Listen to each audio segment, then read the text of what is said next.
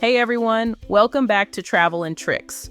Today, we're on the train heading to our next stop, Milan, Italy. Over the next 3 days, we'll explore iconic landmarks, savor delicious local cuisine, and uncover some hidden gems, all without breaking the bank. We started our adventure in the magical city of Paris, journeyed through beautiful Geneva, and now we're off to Milan. Let's get started. We departed around 1 p.m. and will be in Milan by 4 p.m., with a trip duration of about 4 hours. I used the Omio website to book my ticket for around $106 from Geneva to Milan.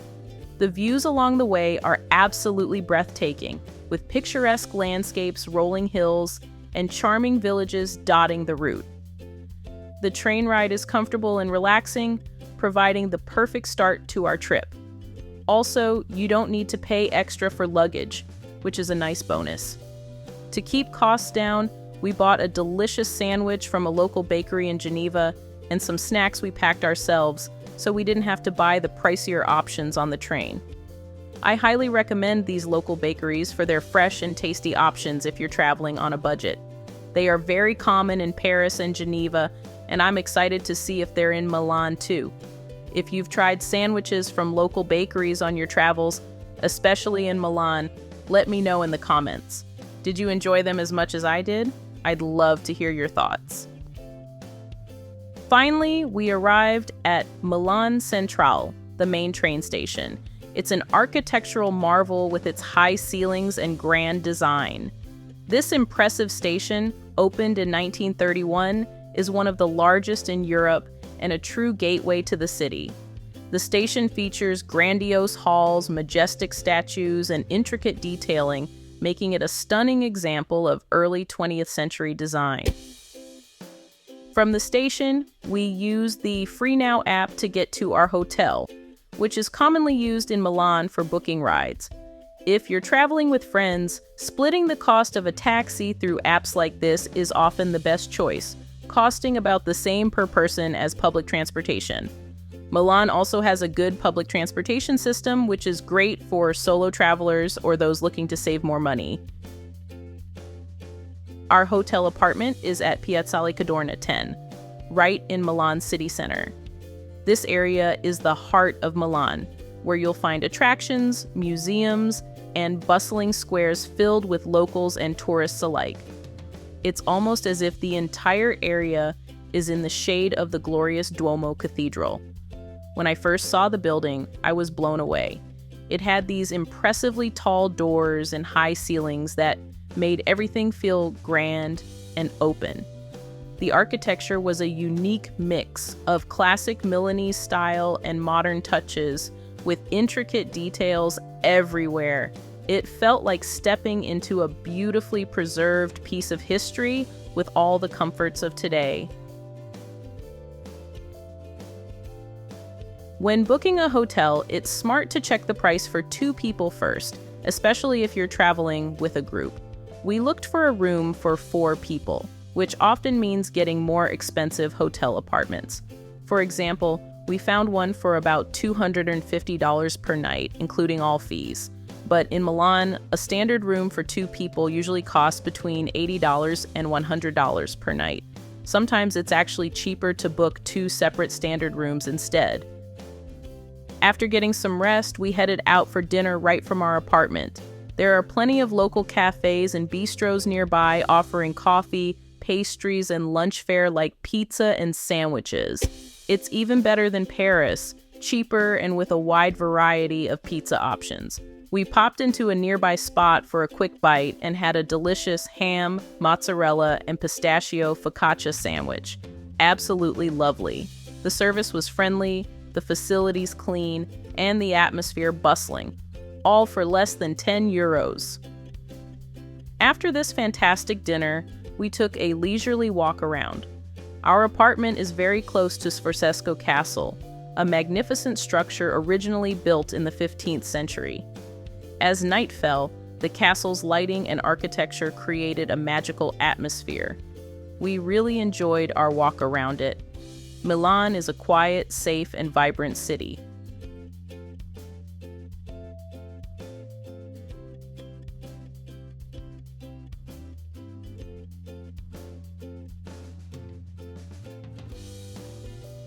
We started our day with a delightful cappuccino and croissant from a nearby cafe.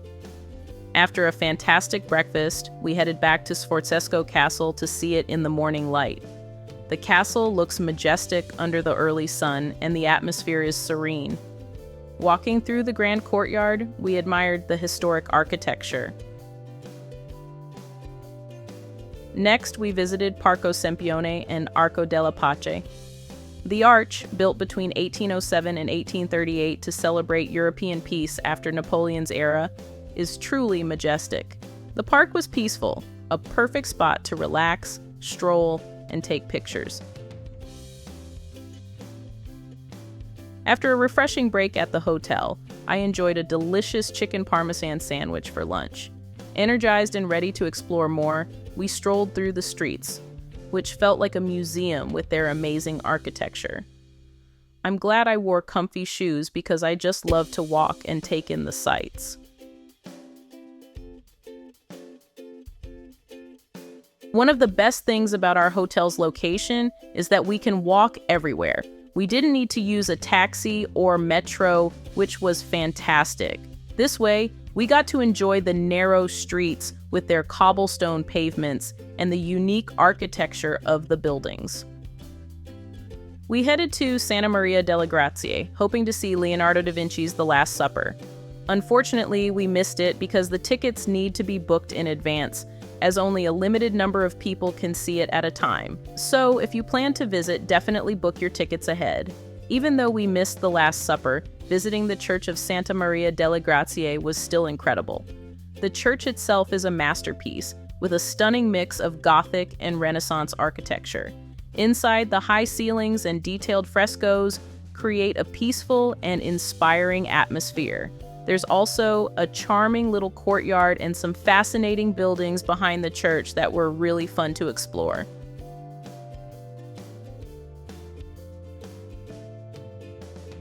After visiting Santa Maria delle Grazie, we took a quick rest at the hotel. Feeling recharged, we set out again, passing the majestic Sforzesco Castle. Even though we had seen it before, its historic charm was still captivating. We then strolled down Via Dante, one of Milan's most famous pedestrian streets.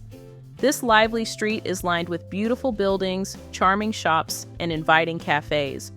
The cobblestone pavement and mix of historic and modern architecture make it a perfect spot for a leisurely walk. The street was buzzing with life. Locals, tourists, street performers, and musicians all adding to the vibrant atmosphere. As we walked, we decided to grab a bite to eat. We found a small pizzeria purely by chance, no Google search, no long lines, just a spontaneous decision. The pizza was incredible and we savored every bite. Sometimes the best meals are the unplanned ones. Next, we wandered onto Via Orefici, a bustling street leading toward the Duomo di Milano.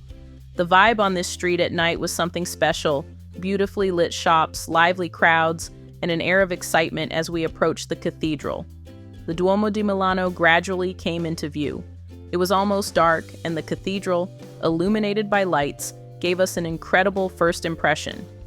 Absolutely breathtaking. The intricate details and Gothic spires looked even more stunning under the night sky. It felt like stepping into a dream.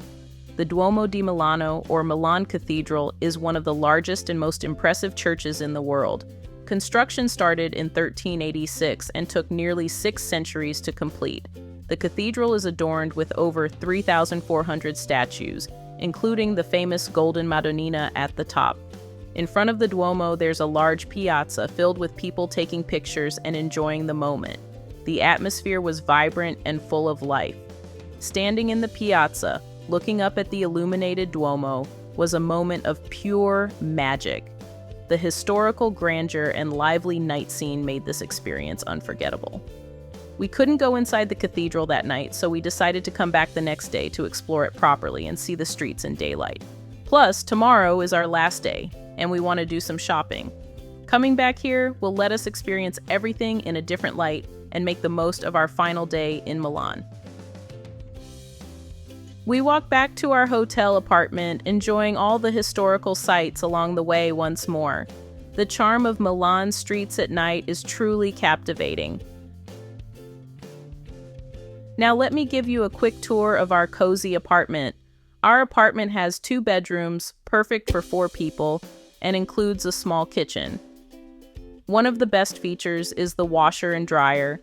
Since I came with just a backpack, it was a lifesaver to wash some of our clothes during our stay.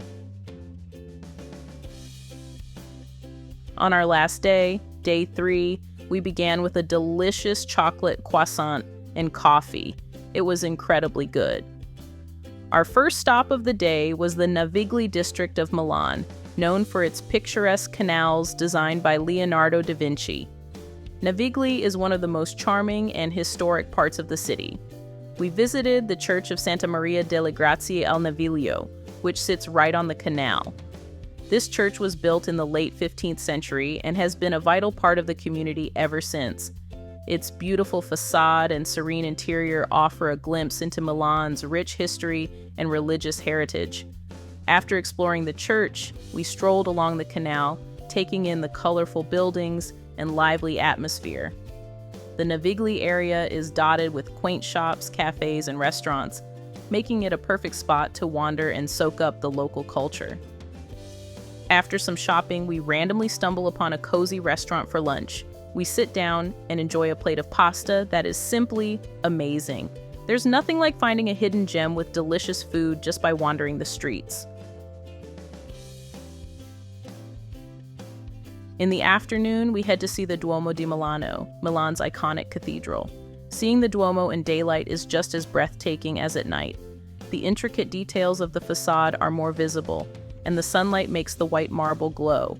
We decide to buy tickets to go inside, which cost around €5. Inside, the Duomo is even more impressive.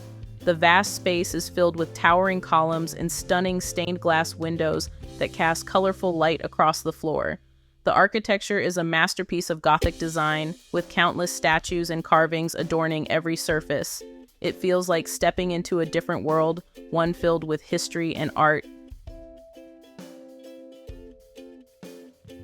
After exploring the Duomo, we walk along the streets filled with shops and find a spot to get a drink with a view of the beautiful landmark. Sitting and sipping your drink with that view is something you must try. After a refreshing drink, we make our way to Galleria Vittorio Emanuele II. This historic shopping arcade is a must visit. The Galleria, with its stunning glass dome and ornate architecture, is one of the oldest shopping malls in the world. In the middle of the Galleria floor, there's a mosaic of the Turin Bull. It's a Milanese tradition to place your right heel on the bull's testicles and spin 3 times for good luck. Of course, we had to try it. It was a lot of fun, and the vibe in the Galleria was fantastic, with people shopping, dining, and just enjoying the beautiful surroundings. Walking back to our hotel apartment, we enjoy the historical sights along the way once more. Milan's streets at night are truly captivating. I highly recommend bringing comfy shoes to Europe, as walking saves you a lot of money and allows you to really experience the city's vibe. Our last day in Milan started like every other perfect day here, sipping cappuccinos and enjoying chocolate croissants for breakfast. Then, we made our way to Milan Centrale Station to catch our train to Rome. Milan is this fantastic blend of history, culture, and modern life. Even though our visit was short, it was jam-packed with incredible experiences. I really hope this guide helps you have your own amazing adventure in this city. Planning this trip around Europe was a dream of mine for years.